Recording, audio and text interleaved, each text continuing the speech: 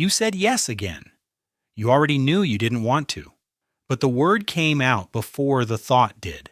And now you're sitting with the familiar weight, not of being a good person, but of being a person who couldn't say no. You're not too nice. You're not too kind. And you're not too giving. You are someone whose nervous system learned very early that keeping other people comfortable was the price of staying safe. That's not a personality. That's a survival response. And there's a name for it. Psychotherapist Pete Walker helped popularize the term Fawn response: fight, flight, freeze, and fawn. A trauma response that often looks the most like a virtue, the one that gets praised, and the one that can do the quietest damage. Fawning is what happens when a nervous system learns that conflict is dangerous, not uncomfortable, dangerous. So instead of fighting, fleeing, or shutting down, it moves toward the threat and tries to make it happy. You become agreeable, easy, helpful, attuned to other people's moods before your own. You sense tension in a room before anyone names it. You adjust your tone, your opinions, your presence, all before anyone has asked you to. And it works. Which is the problem. When a child discovers that keeping the peace keeps them safe, the nervous system files that away as a rule. Keep others comfortable. Make yourself easy. Don't take up space that might cause a problem. The rule runs quietly in the background. By adulthood, it runs automatically. So you say yes before you check whether you mean it. You apologize before anyone blames you. You explain yourself to people who never asked for an explanation. You absorb other people's emotions and carry them as if they belong to you. None of this was weakness. All of it was intelligence at the time. Here is the line that changes everything. There is a difference between kindness that comes from values and kindness that comes from fear. They can look identical from the outside. They feel completely different from the inside. Chosen kindness is something you offer. You decide to help.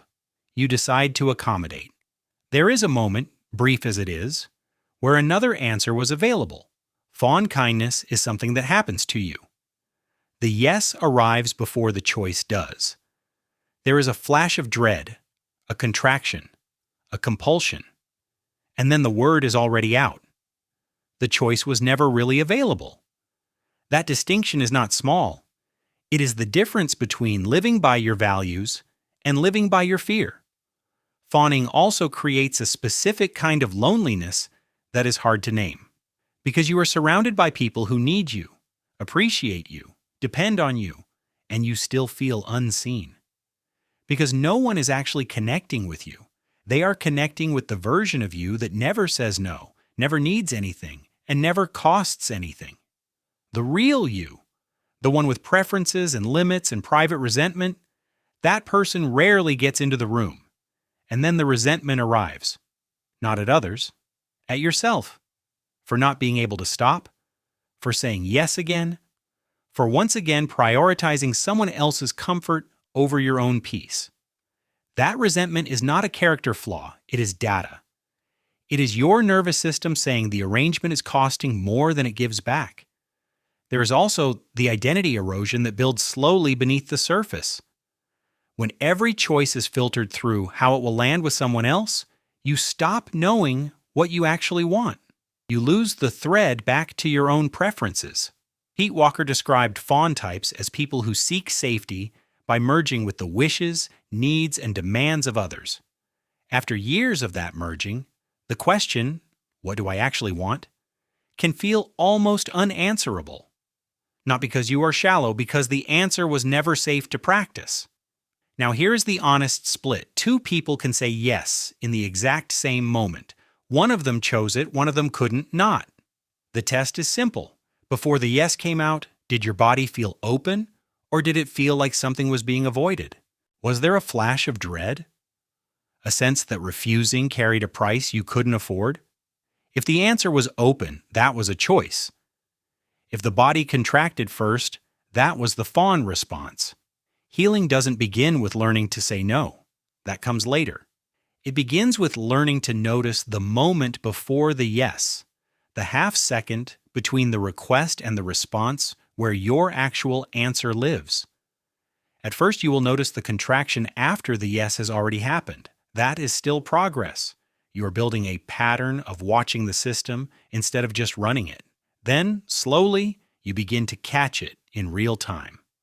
The flash of dread, the sense of compulsion, the body already moving toward appeasement while the mind hasn't made a decision yet. And the first yes you delay, not refuse, just delay, will feel frightening.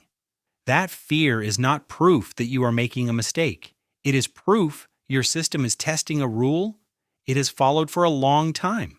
A rule that said, if I keep everyone happy, I will be safe. If I disappoint someone, I will lose them. If I take up space, something will go wrong. Those rules kept you safe once. They may have been accurate for the environment that built them, but the room has changed. The people around you are not the people who made those rules necessary. And the most important thing about the Fawn response is this: it is not who you are, it is what you learned. And what was learned for survival can be slowly questioned in safety. You do not have to become someone who never accommodates, never helps, never considers other people. That is not the goal. The goal is to become someone for whom a yes is actually a choice. Someone whose kindness comes from fullness rather than fear. Someone who can be generous without disappearing. Someone who can stay in the room as themselves, not as the version that costs nothing and needs nothing and never causes a problem. That version was never you. It was the suit of armor you built before you knew that some rooms were safe enough to take it off. If this landed somewhere specific, drop a comment with the line that hit closest. And if you know someone who gives endlessly and never asks for anything back, send this to them. Not because it fixes anything, because sometimes the first step is simply knowing the pattern has a name.